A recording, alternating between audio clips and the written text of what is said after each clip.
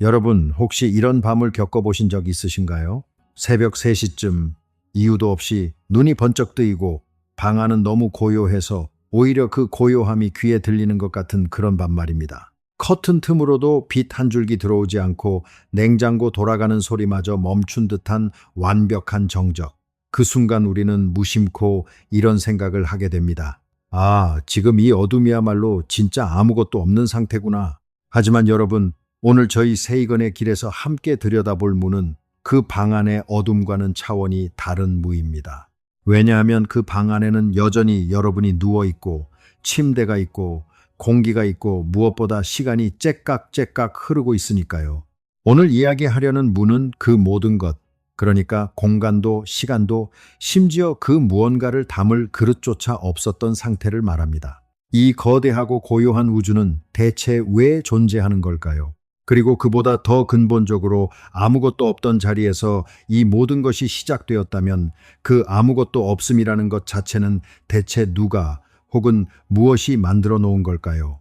인류 역사상 가장 오래되고 가장 답하기 힘든 이 질문 앞에서 오늘 우리는 과학이 지금까지 걸어온 길을 하나씩 따라가 보려고 합니다. 미리 말씀드리자면 이 여정의 끝에는 시원하게 떨어지는 명쾌한 정답이 기다리고 있지 않습니다. 하지만 그 대신 여러분은 오늘 밤 지금 여러분을 둘러싼 그 고요한 어둠을 완전히 다른 눈으로 바라보게 되실 겁니다. 잠깐, 본격적으로 들어가기 전에 한 가지만 짚고 넘어갈까요? 우리는 보통 하루하루를 살아가면서 아주 작은 걱정들에 사로잡혀 지냅니다. 내일 아침 회의 자료가 제대로 준비되었는지, 아이의 성적표가 어떻게 나올지, 이번 달 카드값이 얼마나 나올지, 퇴근길 지하철 손잡이를 붙잡고 서서 우리는 그런 걱정들을 머릿속에서 굴리고 또 굴립니다. 그런데 참 이상하게도 그렇게 하루를 가득 채운 걱정들이 문득 새벽의 그 고요한 정적 속에서는 낯설게 느껴질 때가 있습니다. 마치 그 순간만큼은 나라는 존재가, 그리고 내가 그토록 붙들고 있던 문제들이 아주 얇은 막 하나로 되어 있고 그 막 너머에 뭔가 훨씬 크고 아득한 것이 있다는 느낌이랄까요?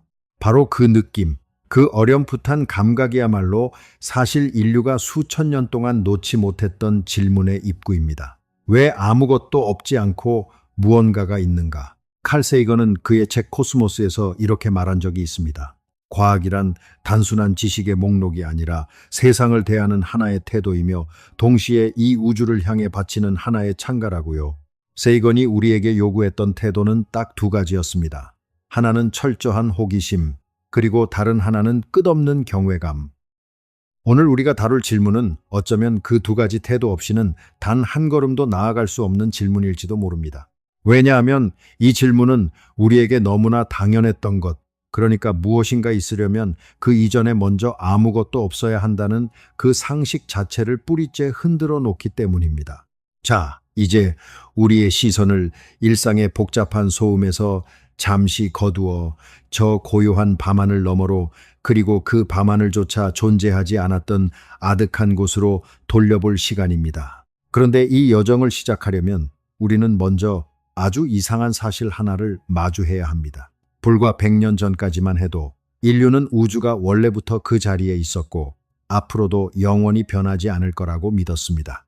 별들은 언제나 그 자리에 있었고 우주라는 무대 자체는 시작도 끝도 없이 그저 존재하는 배경일 뿐이라고 생각했던 거죠.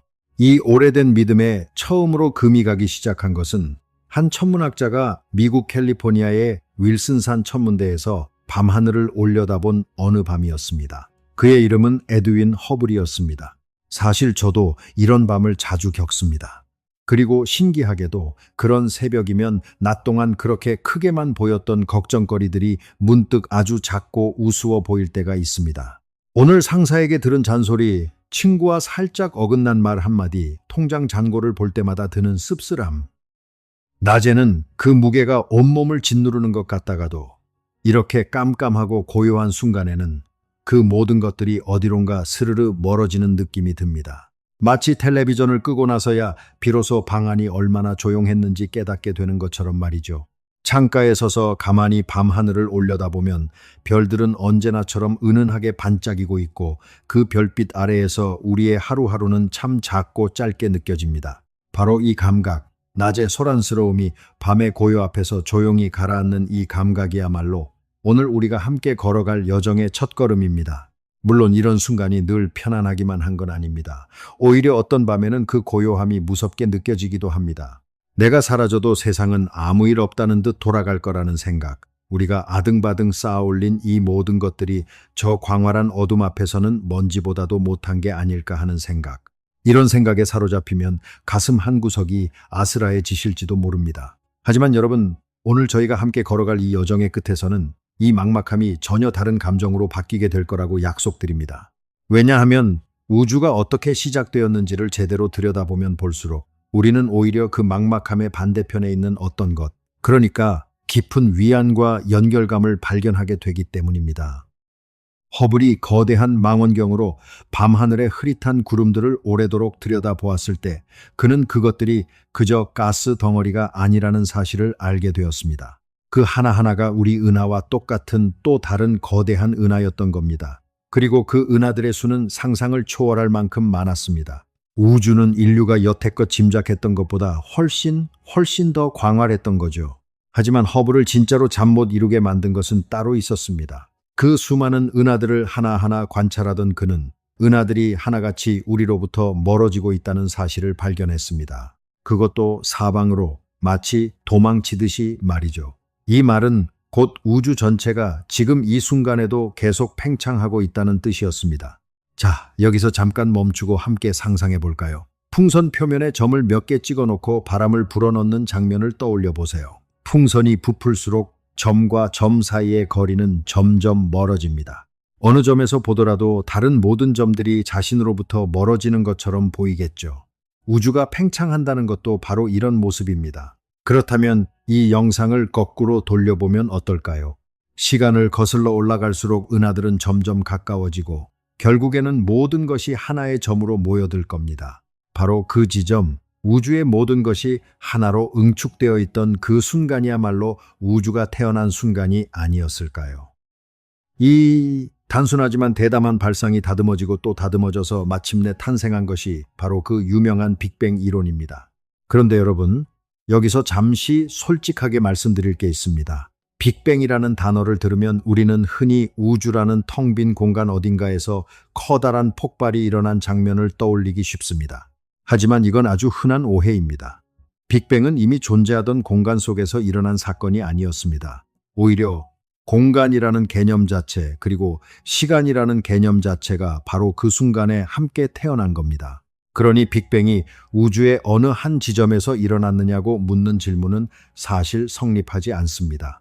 그것은 모든 지점에서, 그러니까 지점이라는 개념이 생겨나는 바로 그 순간에 동시에 일어난 사건이었으니까요.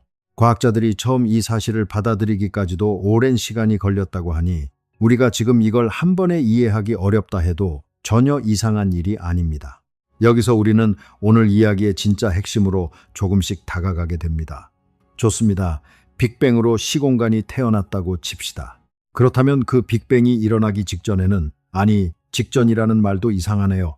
그 빅뱅이라는 사건이 생겨나기 위한 재료는 대체 어디서 왔을까요? 오늘 저희가 여러분과 함께 파고들 질문은 바로 이겁니다. 우주가 정말 아무것도 없는 무에서 태어났다면 그 무는 대체 누가 혹은 무엇이 만들어 놓았을까요? 이 질문에 대한 답을 찾아가는 과정에서 우리는 오늘 최소한 4가지 지금까지 잘 알려지지 않았던 흥미로운 이야기들을 함께 짚어볼 예정입니다. 양자의 세계에서 무라는 것이 실제로 어떤 모습을 하고 있는지, 우주가 셀 수 없이 많은 거품처럼 끊임없이 부풀어 오르고 있을지도 모른다는 이야기, 그리고 시간 그 자체가 처음부터 존재할 필요가 없었을지도 모른다는, 어쩌면 오늘 이야기 중 가장 놀라운 통찰까지 말이죠. 끝까지 함께 해주시면 좋겠습니다. 자, 그럼 이제 본격적으로 무라는 것이 대체 무엇인지, 우리가 아무것도 없다고 믿어왔던 그 텅 빈 공간부터 다시 들여다보겠습니다. 왜냐하면 놀랍게도 과학이 발견한 첫 번째 진실은 이겁니다. 우리가 흔히 무라고 부르는 것은 사실 단 한 번도 진짜로 텅 비어 있었던 적이 없다는 것입니다. 완전히 텅 빈 진공을 한번 상상해 보세요. 별도 없고 먼지 한 톨도 없고 원자 하나조차 없는 완벽한 공허. 우리의 상식으로는 그런 공간에서는 정말로 아무 일도 일어나지 않아야 맞습니다. 그런데 양자역학은 이 상식을 아주 은은하게, 그러나 우리가 진공이라고 부르는 그 공간조차 사실은 지금 이 순간에도 스멀스멀 끓어오르고 있거든요. 이것을 양자요동이라고 부릅니다. 아무것도 없어야 할 그 자리에서 아주 작은 입자와 반입자 쌍이 문자 그대로 무에서 반짝 나타났다가 눈 깜짝할 사이에 서로 만나 다시 무로 사라집니다. 지금 바로 이 순간에도 여러분 주변의 텅 빈 공간 어디에서나 이런 일이 쉴 새 없이 벌어지고 있습니다. 그러니까 우리가 무라고 믿었던 것은 사실 아무것도 없는 상태가 아니라 무언가가 끊임없이 태어났다 사라지기를 반복하는 가능성으로 가득 찬 바다에 가까웠던 겁니다. 몇몇 물리학자들은 여기서 아주 대담한 질문을 던졌습니다. 텅 빈 공간에서 작은 입자들이 이렇게 저절로 튀어나올 수 있다면 혹시 우주 전체도 이와 비슷한 방식으로, 그러니까 하나의 거대한 양자 요동에서 튀어나온 것은 아니었을까? 정말 매혹적인 상상이죠. 하지만 여기서도 우리는 곧바로 똑같은 벽에 부딪힙니다. 양자 요동이 일어나려면 그 요동이 일어날 수 있도록 해주는 물리 법칙이 이미 존재해야 하니까요. 그렇다면 그 법칙은 대체 어디서 왔을까요? 아무것도 없는 진짜 무라면 양자역학의 법칙조차 없어야 하는 게 아닐까요? 보시다시피 우리가 답을 하나 찾았다고 생각하는 순간 그 답은 곧바로 새로운 질문을 낳습니다. 물질이 어디서 왔느냐 물으면 양자요동에서 왔다 답하고, 양자요동이 어디서 왔느냐 물으면 물리 법칙에서 왔다 답하고, 그 물리 법칙은 또 어디서 왔느냐 물으면 바로 여기서 과학은 잠시 말을 잃습니다. 이 넓고 고요한 역설 속에서 잠시 가만히 이 질문을 음미해 보시길 바랍니다. 우리가 그렇게 당연하게 여겼던 무라는 개념이 사실은 우리가 상상했던 것보다 훨씬 복잡하고 훨씬 신비로운 것이었다는 사실을요. 이제 우리의 시공간의 척도를 조금 더 넓혀 보겠습니다. 앞서 말씀드렸던 빅뱅으로 다시 돌아가 볼까요? 과학자들은 시간을 거슬러 계산의 계산을 거듭한 끝에 우주가 시작되던 바로 그 순간을 우주적 특이점이라고 부르기 시작했습니다. 상상할 수 없을 만큼 작고 상상할 수 없을 만큼 밀도가 높으며 상상할 수 없을 만큼 뜨거웠던 하나의 점 말입니다.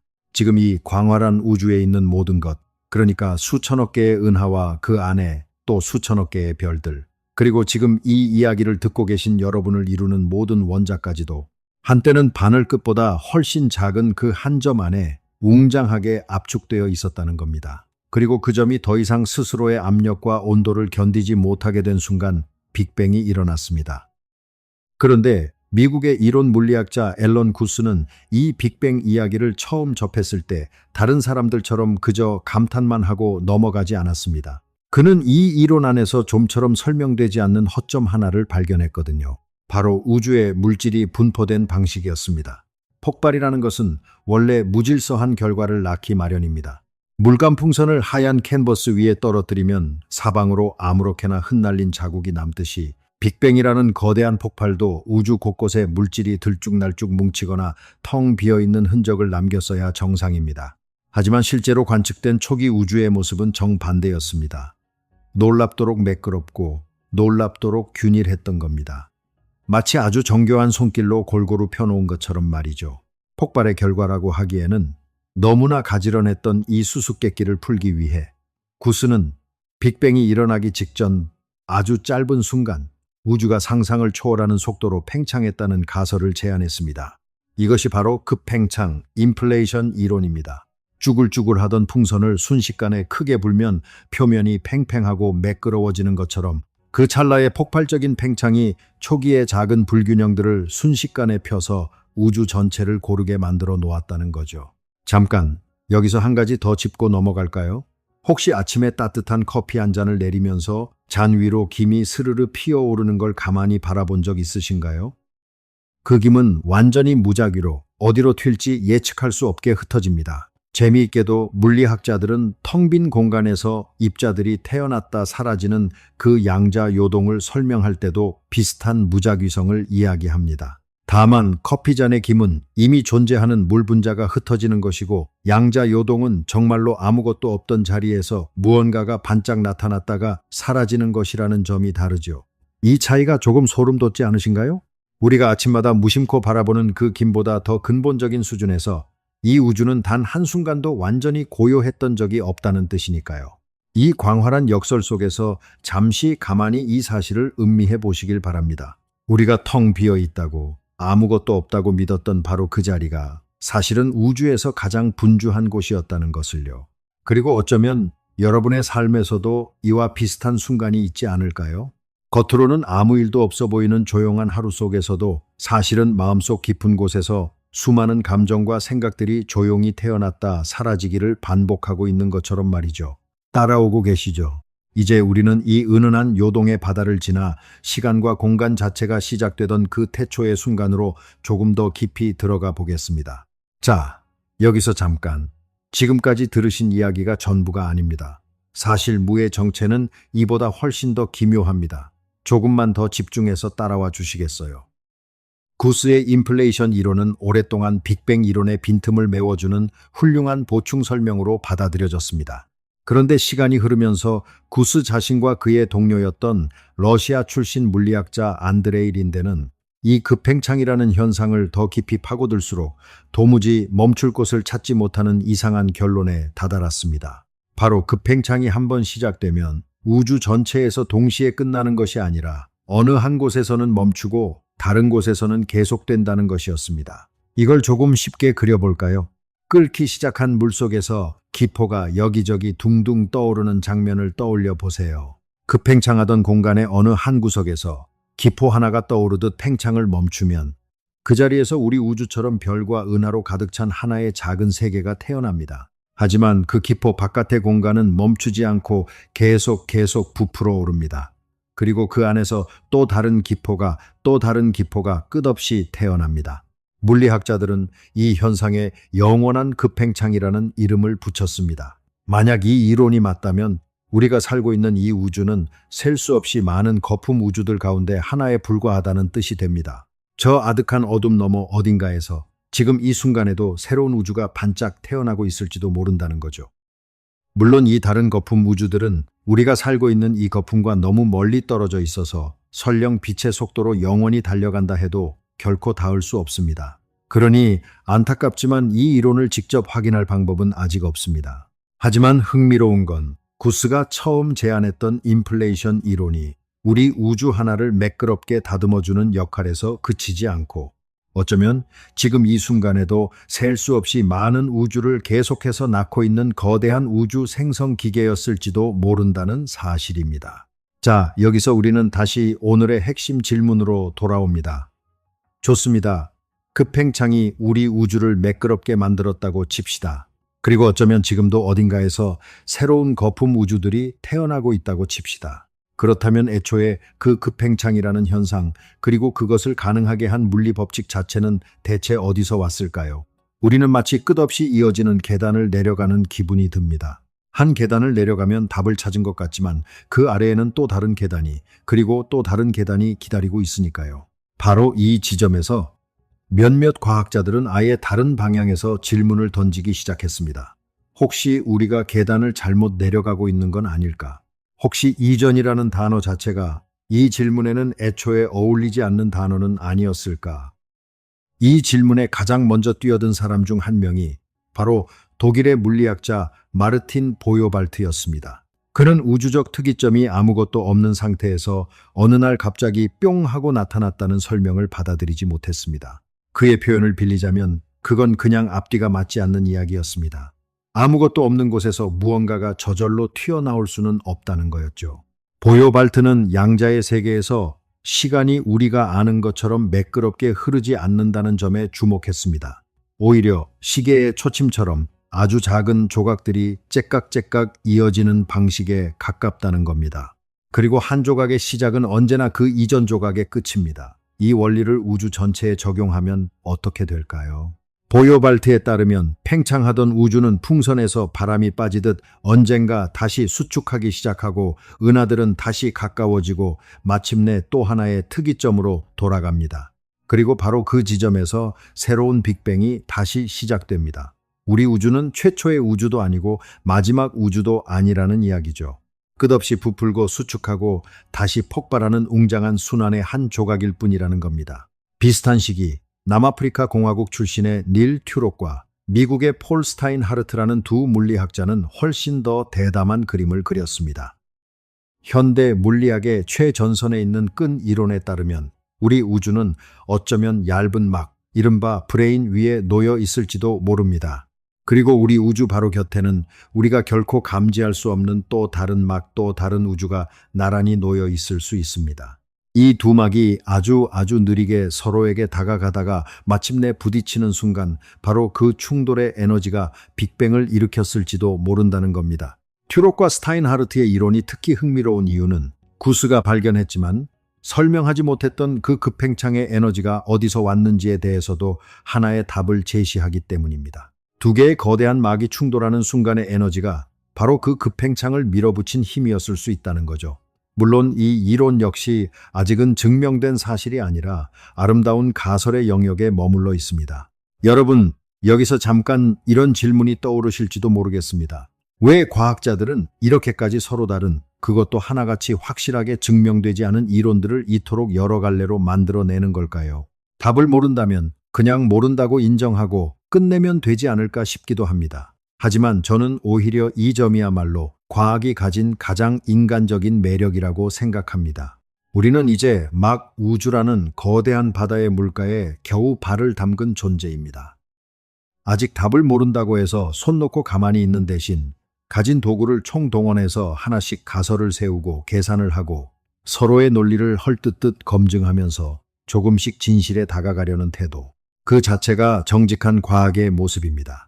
보요발트도 튜록과 스타인하르트도 구스와 린데도 모두 서로 다른 방향에서 같은 산을 오르고 있는 셈이죠. 그리고 흥미롭게도 이 서로 다른 이론들 사이에는 뜻밖의 공통점이 하나 있습니다. 양자 요동에서 태어난 우주든, 거품처럼 끝없이 부풀어 오르는 우주든, 순환하는 우주든, 아니면 막과 막의 충돌에서 태어난 우주든, 이 모든 그림 속에서 우리가 딛고 서 있는 이 우주는 결코 특별하거나 유일한 존재가 아니라는 겁니다. 오히려 셀 수 없이 많은 가능성들 가운데 하나, 우연히 조건이 딱 맞아떨어져 별과 은하와 생명을 품게 된 하나의 사례일 뿐이라는 거죠. 이 사실이 우리를 작아지게 만드나요? 아니면 오히려 더 특별하게 만드나요? 저는 개인적으로 후자라고 생각합니다. 이렇게 많은 가능성들 가운데 하필 지금 이 우주에서, 하필 지금 이 순간에 여러분과 제가 이렇게 이야기를 나누고 있다는 사실 자체가 얼마나 희귀하고 값진 우연인지 잠시 가만히 느껴보시길 바랍니다. 그런데 여기서 여러분께 꼭 들려드리고 싶은 이야기가 하나 더 있습니다. 사실 이 우주가 태어난 방식 못지않게 과학자들을 오랫동안 고민하게 만든 문제가 있습니다.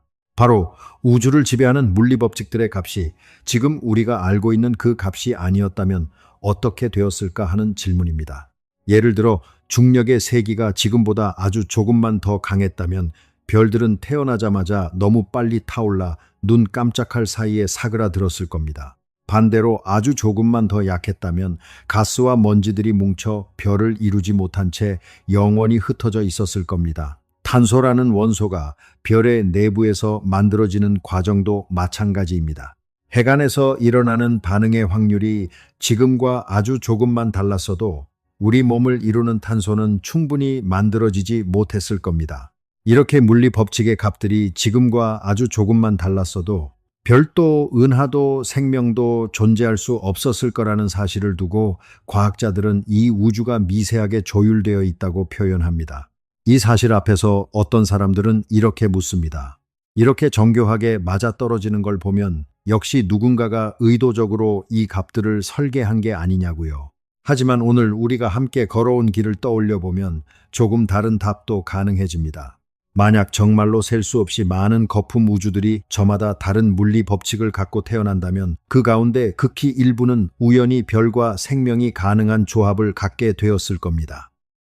그리고 당연한 이야기지만 생명이 태어나 이런 질문을 던질 수 있는 우주는 오직 그렇게 우연히 조건이 맞아떨어진 우주뿐입니다. 마치 무수히 많은 복권 가운데 당첨된 복권만이 스스로 당첨되었다는 사실을 자각할 수 있는 것과 비슷하죠. 신비로운 설계 없이도 단지 셀 수 없이 많은 시도와 우연만으로도 이런 정교함이 자연스럽게 나타날 수 있다는 겁니다. 물론 이 두 가지 설명 가운데 어느 쪽이 맞는지 우리는 아직 확실히 알지 못합니다. 하지만 어느 쪽이든 상관없이 한 가지는 분명합니다. 우리가 지금 이렇게 존재하고 이렇게 질문을 던질 수 있다는 사실 자체가 얼마나 아슬아슬하고 희귀한 우연의 결과인지를 깨닫는 순간 우리의 하루하루는 결코 사소하게 느껴질 수 없다는 것. 이 넓고 고요한 우연 앞에서 잠시 가만히 이 사실을 음미해 보시길 바랍니다. 그런데 2025년 한 물리학자가 우주 배경 복사 속에서 놀라운 흔적을 발견했다고 주장하면서 이 순환 우주 이야기에 새로운 국면을 열었습니다. 지금부터 그 이야기를 들려드리겠습니다. 영국의 수리물리학자 로저 펠로즈는 보요발트와는 또 다른 방식의 순환 우주를 제안했습니다. 그의 이론은 등각 순환 우주론이라고 불리는데 아주 간단히 말하면 이런 내용입니다. 우주가 아주 먼 미래에 모든 별이 다 타서 사라지고 블랙홀들마저 서서히 증발해 완전히 텅 비어버리면 그 텅 빈 상태는 역설적으로 우주가 갓 태어났을 때의 상태와 수학적으로 아주 닮은 모습이 된다는 겁니다. 펠로즈는 바로 그 지점에서 낡은 우주의 끝이 새로운 우주의 시작으로 매끄럽게 이어진다고 보았습니다. 그리고 그는 여기서 한 걸음 더 나아가 만약 이 이론이 맞다면 우리 우주가 태어나기 전, 그러니까 이전 우주가 죽어가던 마지막 순간의 흔적이 지금 우리가 관측하는 우주 배경 복사 속에 희미하게 남아 있어야 한다고 주장했습니다. 그리고 실제로 펠로즈와 그의 동료들은 우주 배경 복사 지도 속에서 유난히 밝게 빛나는 동그란 흔적들을 발견했다고 발표했습니다. 사람들은 이것을 호킹 포인트라고 부르기 시작했죠. 2025년에 발표된 후속 연구에서는 이 흔적들이 우연히 생긴 통계적 잡음이 아니라는 주장을 뒷받침하는 추가 분석 결과가 나오기도 했습니다. 물론 여기서 여러분께 솔직히 말씀드려야 할 것이 있습니다. 대다수의 우주론 학자들은 여전히 이 호킹 포인트가 정말로 이전 우주의 흔적인지 아니면 그저 우리 우주 안에서 설명 가능한 다른 현상인지에 대해 뜨겁게 논쟁하고 있습니다. 아직 완전히 검증된 사실은 아니라는 뜻입니다. 하지만 적어도 한 가지는 분명합니다. 우주가 죽고 다시 태어난다는 상상이 더 이상 순수한 공상만은 아니라는 것. 실제로 하늘을 관측하며 그 흔적을 찾으려는 진지한 과학이 지금 이 순간에도 계속되고 있다는 것이죠. 자, 여기까지 우리는 세 가지 서로 다른 순환의 이야기를 들었습니다. 보요발트의 시계 초침 같은 양자 우주, 튜록과 스타인하르트의 막과 막의 충돌, 그리고 펠로즈의 텅 빈 종말이 곧 새로운 시작이 되는 우주. 그런데 여러분, 혹시 눈치채셨을까요? 이 세 가지 이야기 모두 사실은 아주 교묘하게 오늘의 진짜 질문을 살짝 비켜가고 있다는 것을요. 순환 우주는 이렇게 말합니다. 걱정 마세요. 애초에 진짜 무는 없었습니다. 우리 우주 이전에는 또 다른 우주가 있었으니까요. 좋습니다. 그렇다면 그 이전 우주는요? 또 그 이전에 다른 우주가 있었다고요. 그렇게 끝없이 거슬러 올라간다면 그 무한한 사슬 자체는, 그 사슬을 가능하게 하는 물리 법칙 자체는 대체 어디서 온 걸까요? 우리는 결국 다시 원점으로 돌아옵니다. 바로 이 지점에서 우리는 오늘 이야기 중 가장 근본적이고 동시에 가장 아름다운 통찰 하나를 만나게 됩니다. 이건 아마 여러분이 오늘 처음 들으시는 이야기일 텐데요. 잠깐 마음의 준비를 하고 들어주시면 좋겠습니다. 이 통찰을 처음 제안한 사람은 어쩌면 여러분도 이름을 들어보셨을 스티븐 호킹, 그리고 그의 동료였던 제임스 하틀이었습니다. 두 사람은 1983년 우주가 시작된 방식에 대해 지금까지와는 완전히 다른 방식으로 접근했습니다. 이른바 무경계 가설이라고 불리는 이 발상은 우리가 지금까지 던졌던 질문 자체가 애초에 잘못되었을지도 모른다고 말합니다. 자, 지구본을 하나 떠올려 보세요. 그리고 손가락으로 남극점을 짚어보세요. 이제 저에게 이렇게 물어봐 주시겠어요? 남극점에서 남쪽으로 한 걸음 더 가면 어디가 나오나요? 질문을 듣는 순간 조금 이상하다는 느낌이 드시죠? 왜냐하면 남극점은 지구본 위에서 가장 남쪽에 있는 지점이기 때문에 그보다 더 남쪽이라는 방향 자체가 존재하지 않습니다. 남극점에 서면 어느 쪽을 바라보아도 그곳은 전부 북쪽입니다. 남쪽이라는 방향이 사라지는 게 아니라 애초에 그 지점에서는 남쪽이라는 개념 자체가 의미를 잃는 겁니다. 그렇다고 해서 남극점이 이상하거나 특별히 문제가 있는 지점일까요? 전혀 아닙니다.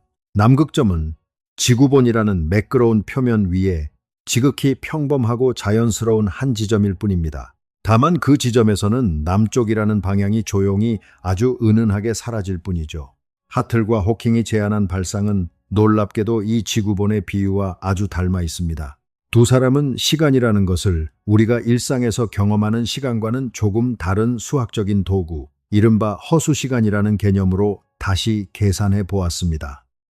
이 계산 속에서 시간이라는 차원은 공간의 차원과 아주 비슷한 성질을 갖게 됩니다.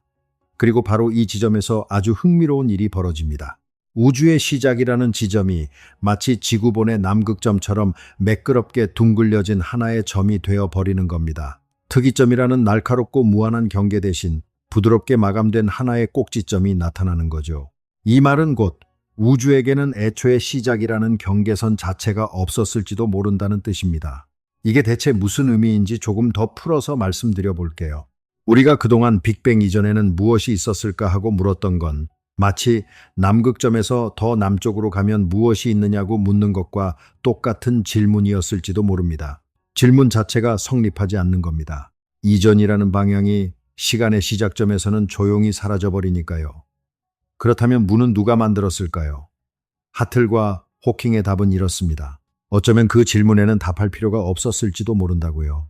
왜냐하면 만든다는 행위 자체가 그 이전에 시간이 흐르고 있었다는 것을 전제로 하는데 우주의 시작점에는 애초에 그 이전이라는 시간이 없었기 때문입니다. 마치 지구본에 남극점이 있다고 해서 누군가 남극점을 따로 만든 게 아니듯이 우주라는 매끄러운 시공간의 구조 안에서 그 시작점은 그저 자연스럽게, 그러니까 지극히 필연적으로 그 자리에 있었던 것일 수 있다는 겁니다.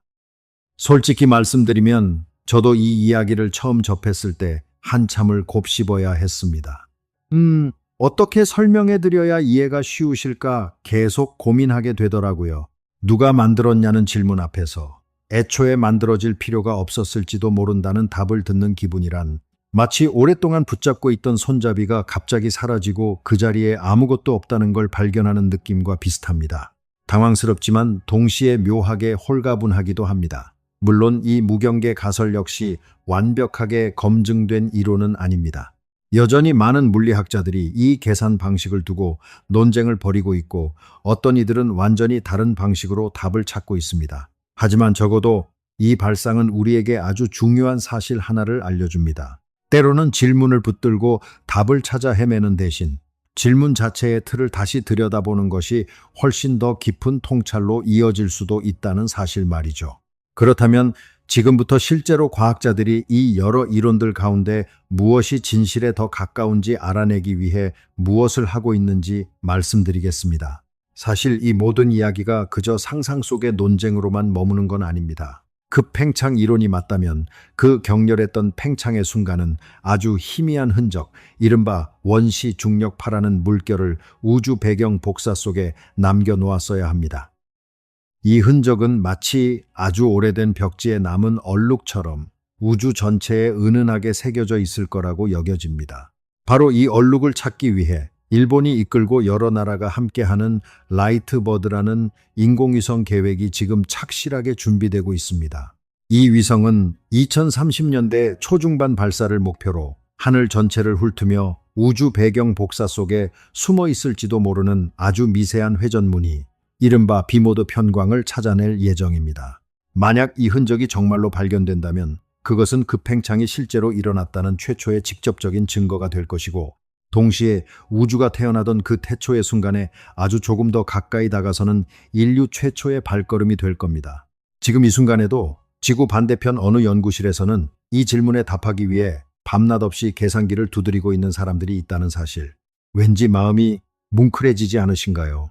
사실 라이트버드라는 이 위성 계획에 참여하고 있는 과학자들 중 상당수는 앞서 말씀드린 급팽창 이론이나 무경계 가설처럼 아직 검증되지 않은 발상을 붙들고 평생을 연구해 온 사람들입니다. 이들이 하늘에서 찾으려는 그 미세한 회전 무늬는 어쩌면 평생 동안 아무것도 발견하지 못한 채 끝날 수도 있는 도박에 가깝습니다. 그런데도 이들은 왜 이 일에 인생을 거는 걸까요? 돌이켜보면 인류의 역사에서 지금 당연하게 받아들여지는 거의 모든 진실은 처음 등장했을 때 조롱과 의심의 대상이었습니다. 지구가 태양 주위를 돈다고 말했던 사람들은 오랫동안 이단으로 몰렸고, 은하가 우리 은하 하나뿐이 아니라고 말했던 허블의 초기 관측 결과도 처음에는 많은 동료들의 회의적인 시선을 받아야 했습니다. 앨런 구스 역시 급팽창이라는 대담한 아이디어를 처음 발표했을 때 적지 않은 물리학자들로부터 그런 편리한 설명이 어디 있느냐는 핀잔을 들어야 했습니다. 하지만 그는 자신의 계산을 몇 번이고 다시 점검하며 묵묵히 이론을 다듬어 나갔습니다.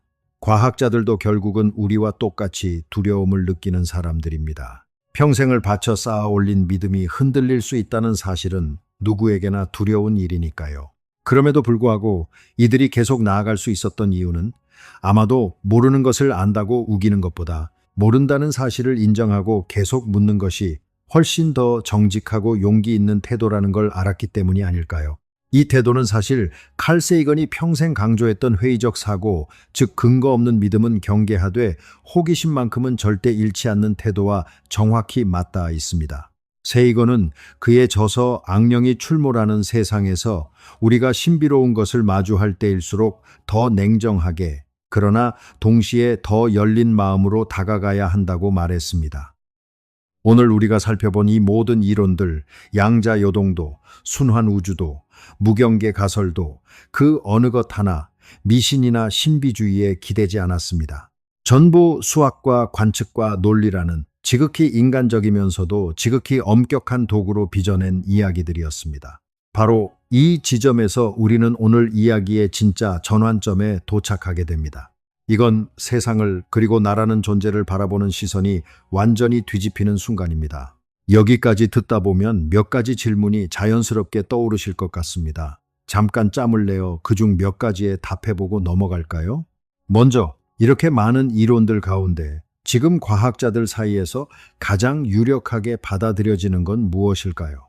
현재로서는 빅뱅과 급팽창을 하나로 묶은 기본 모형이 관측 결과와 가장 잘 들어맞는 가장 튼튼한 뼈대로 인정받고 있습니다. 오늘 말씀드린 순환 우주나 막 충돌, 무경계 가설 같은 이야기들은 그 뼈대 이전에 무엇이 있었는지를 설명하려는 최전선의 시도들이고 아직은 서로 경쟁하는 가설의 영역에 머물러 있습니다.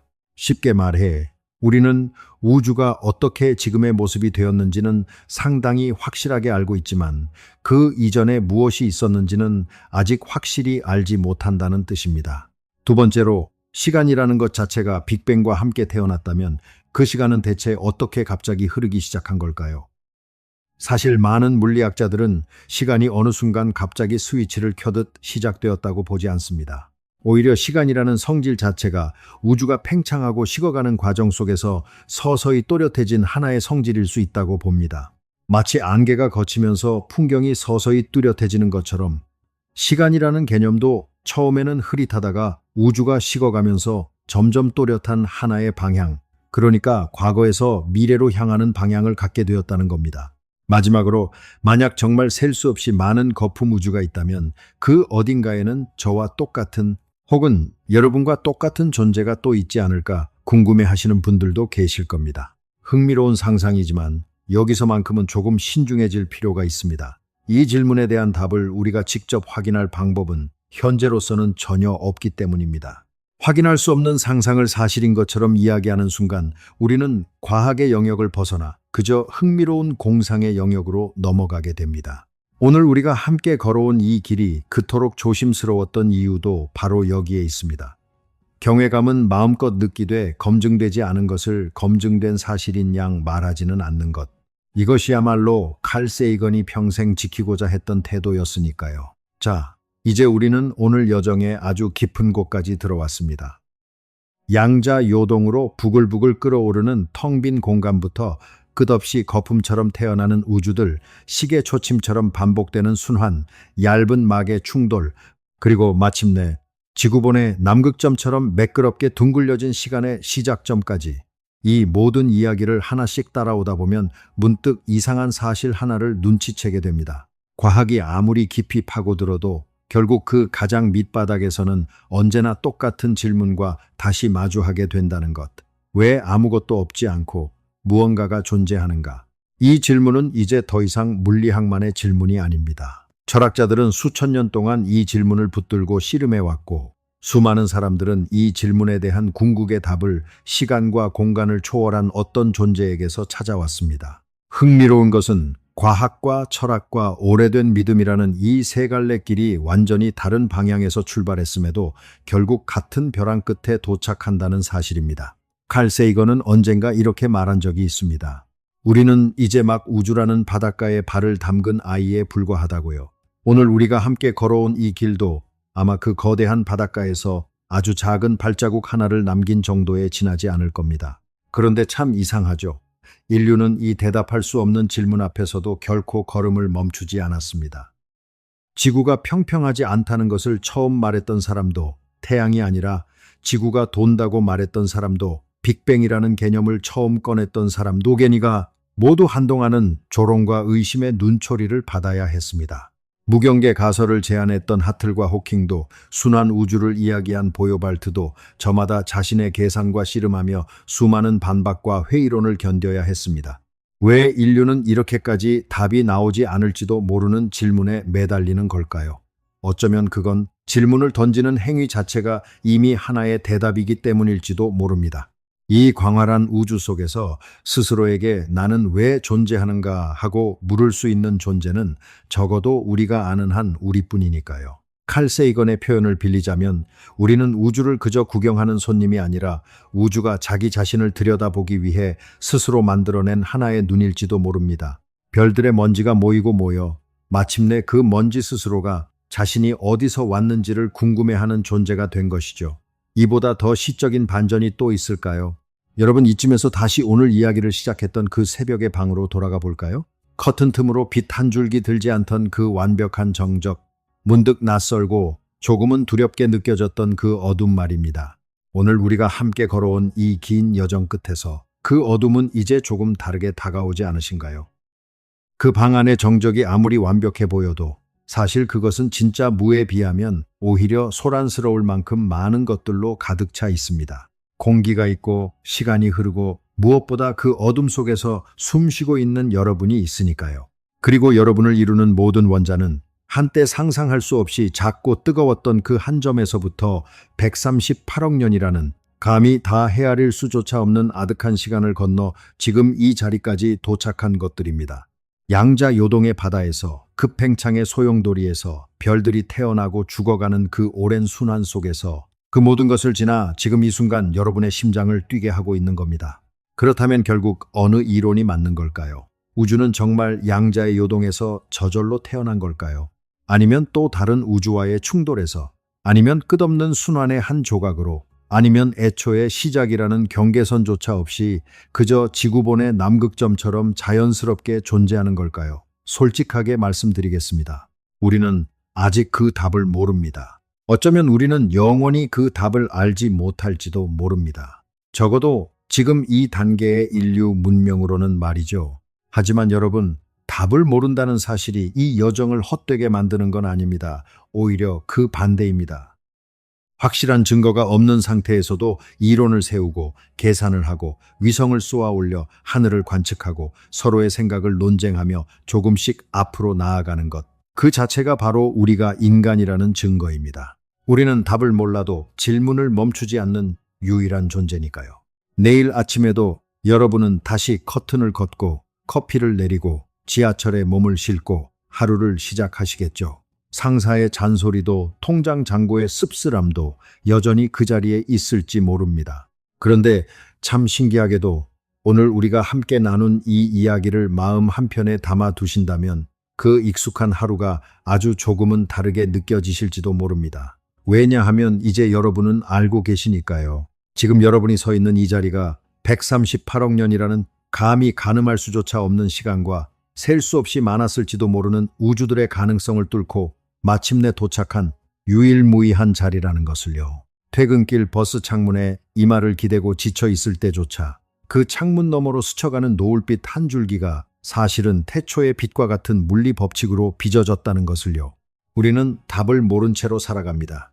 무가 정말로 누군가에 의해 만들어졌는지 아니면 애초에 그런 질문 자체가 필요 없었는지 이 질문에 대한 완벽한 답은 어쩌면 우리 세대에서도 다음 세대에서도 나오지 않을지 모릅니다.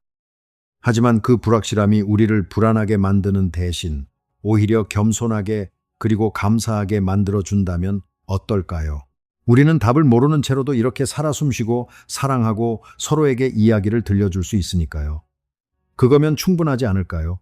오늘 밤 만약 여러분이 또다시 그 고요한 새벽에 눈을 뜨게 되신다면 예전처럼 그 어둠이 막막하게만 느껴지지는 않으셨으면 좋겠습니다. 그 정적 속에서 여러분은 결코 혼자가 아닙니다.